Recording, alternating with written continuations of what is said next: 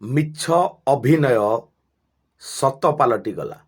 ରାତିରେ ଅଭିନୟ, ସକାଳେ ବାସ୍ତବରେ ପରିଣତ ହୋଇଗଲା ଅଭିନୟ। ଏମିତି ଏକ ଅଭାବନୀୟ ଘଟଣା ଘଟିଯାଇଛି ନୂଆପଡ଼ା ଜିଲ୍ଲା ସିନାପାଲି ଥାନା କେନ୍ଦୁମୁଣ୍ଡା ଗାଁରେ।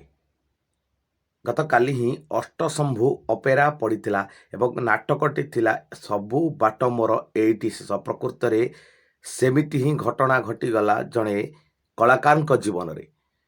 ଯାତ୍ରା ଜଗତର ଆଗଧାଡ଼ିର ଖଳନାୟକ ନରେନ୍ଦ୍ର ଦାସ ଉକ୍ତ ନାଟକରେ ଖଳନାୟକ ଭୂମିକା ଅଭିନୟ କରୁଥିଲେ। ପ୍ରକୃତରେ ନାଟକର ନାଁ ଥିଲା ସବୁ ବାଟ ମୋର ଏଇଠି ଶେଷ। ଏହା ହିଁ ପ୍ରକୃତରେ ସତସତିକା ପ୍ରମାଣ ହୋଇଯାଇଛି। ନାଟକ ଚାଲିଥିବା ସମୟରେ ହିଁ ତାଙ୍କ ଛାତିରେ କଷ୍ଟ ଅନୁଭବ ହୋଇଥିଲା ଏବଂ ତାଙ୍କୁ କେନ୍ଦୁମୁଣ୍ଡା ସ୍ୱାସ୍ଥ୍ୟ କେନ୍ଦ୍ରକୁ ନେଇଯାଇଥିଲେ ସାଥୀ କଳାକାରମାନେ। ସେଇଠି ହିଁ ତାଙ୍କ ଶେଷ ନିଶ୍ୱାସ ଚାଲିଯାଇଥିଲା। ଅକାଳରେ ଚାଲିଗଲା ନରେନ୍ଦ୍ର ଦାସଙ୍କ ଜୀବନ, ଯାହାକି ବାସ୍ତବରେ ପରିଣତ ହୋଇଗଲା।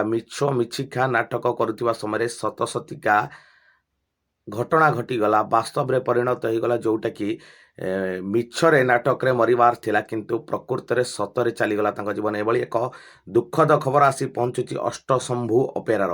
ଅଷ୍ଟଶମ୍ଭୁ ଅପେରାର ଜଣେ ପରିଚିତ କଳାକାର, ପରିଚିତ ଖଳନାୟକଙ୍କର ଅକାଳ ବିୟୋଗରେ ମିଶ୍ରମାଣ ହୋଇପଡ଼ିଛନ୍ତି ସାଥୀ କଳାକାର, ଦୁଃଖ ପ୍ରକାଶ କରିଛନ୍ତି।